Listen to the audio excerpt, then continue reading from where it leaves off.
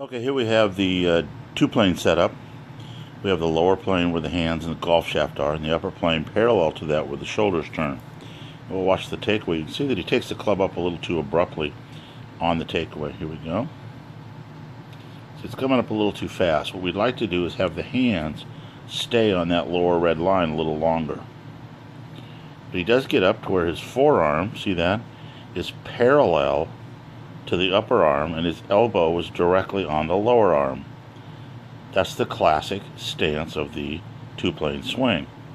From here, we want to reroute the club down to this line and through the ball from the inside. He does a pretty decent job, except he's coming a little bit above that white line. He does keep the club shaft behind him. And I think what's keeping him from dropping it so far to the inside is he's not rotating and clearing the right hip and left hip out of the way. See, the hips are pretty locked in place here. So he ends up with his hands a whole lot higher than they were at setup, which was the lower red line.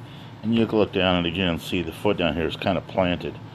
So we weren't able to open the hips at all for the dual plane swing, which allows us to route the club down to the golf ball from the inside.